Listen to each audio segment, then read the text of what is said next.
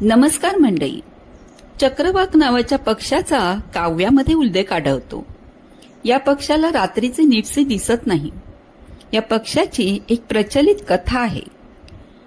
चक्रवाक पक्ष्यांची जोडी प्रेमात इतकी मग्न होती की त्यांनी ब्रह्मदेवाची पूजा दुर्लक्षित केली.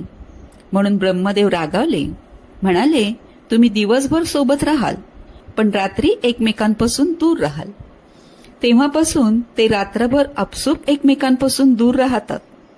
हा पाण्याच्या आश्रयाने राहणारा पक्षी रात्रीच्या वेळी भेटीसाठी प्रेयसीला उत्कटतेने साद घालतो. साद ऐकून पलीकडच्या तीरावरून ती या तीरावर येते. तोवर मिलनासाठी आतुर झालेला चक्रवाक पहिल्या तीरावर गेलेला असतो. प्रत्येक वेळी दोघांचेही असेच होते. प्रेमाच्या आतुरतेमुळे भेटीसाठी एकमेकांची वाट पाहावी एवढा धीर कोणालाच नसतो. त्यात त्यांना रात्रीच्या अंधारात नीट काही दिसत नाही. त्यामुळे रात्रभर दोघांनाही हेलपाटे पडतात. पण दोघांची भेट काही होत नाही. विरहाने ते शोकाकुल होतात. तेवढ्यात सूर्योदय होतो आणि सूर्यप्रकाशात त्यांचे मधुर मिलन होते. दुःख नाहीसे होते, ते आनंदी होतात. मनाच्या 37व्या श्लोकात समर्थ काय सांगतात पाहू. सदा चक्रवाकासी मार्तंड जैसा, उडी घालितो संकटी स्वामी तैसा. हरिभक्तीचा घाव गाजे निशाणी, नुपेक्षी कदा रामदासाभिमानी. सदा चक्रवाकासी मार्तंड जैसा, उडी घालितो संकटी स्वामी तैसा.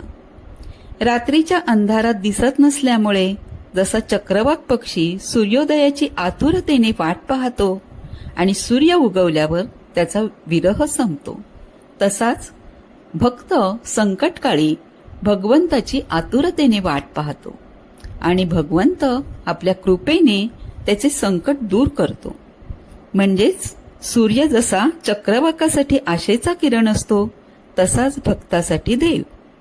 जसे द्रौपदीच्या वस्त्रहरणाच्या वेळी तिच्या मदतीला श्रीकृष्ण धावून आला. संत सखूला पंढरपुरात पाठवून विठ्ठल तिच्या घरी तिची सर्व कामे करत होता. जनाबाईच्याही घरी दळणकांडण करायला हा जात होता. हरिभक्तीचा घाव गाजे निशाणी, नुपेक्षी कदा रामदासाभिमानी. भक्ती म्हणजे असा घाव, असा प्रहार जो मनातील अहंकार, भीती आणि संशय फोडून टाकतो. ज्याच्या हृदयावर हरिभक्तीचा ठसा उमटतो त्याला जग ओळखतं आणि त्याहून महत्वाचं स्वतः श्रीराम त्याला ओळखतात. चक्रवाक पक्षी, द्रौपदी, जनी, संत सखू यांच्या कथा भक्ताला आश्वासक आहेत. पण त्यासाठी त्याने काय करावे? हरिभक्ती. अंतःकरणामध्ये श्रद्धा असावी, धीर असावा, एकाग्रता असावी. मग भक्तवत्सल परमेश्वरही भक्ताची कधीही उपेक्षा करत नाही. एका गावात रामू नावाचा शेतकरी राहत होता. त्याची ईश्वरावर अतुट श्रद्धा होती. तो सदैव भगवंताच्या नामात असे आणि शेतीही इमाने इतबारे करीत असे.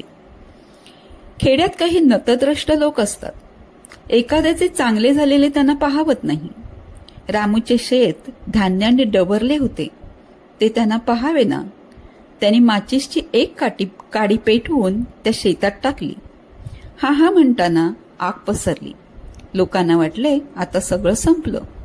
पण अचानक वाऱ्याची दिशा बदलली आणि दुसऱ्या बाजूला वळली. शेताचा मोठा भाग वाचला. लोक म्हणाले, तुझं भाग्य थोर. राम म्हणाला, रघुरायाची कृपा. श्रीराम भक्तासाठी संकटात उडी घालतात. आजच्या जीवनात परीक्षा, नोकरीचा ताण, आर्थिक अडचणी अशा वेळी आपण घाबरतो. पण हा श्लोक सांगतो, भक्ती असेल, विश्वास असेल, अतूट श्रद्धा असेल तर त्या भक्तासाठी देव संकटात धावून येतो. मात्र भक्ती फक्त ओठांची नाही तर कृतीतील प्रामाणिकपणा, संकटातही न ढळणारा विश्वास, स्वार्थ न ठेवता केलेली साधना, अशी भक्ती असली की देव संकटात धावलाच म्हणून समजा. बोला जय जय रामकृष्ण हरी.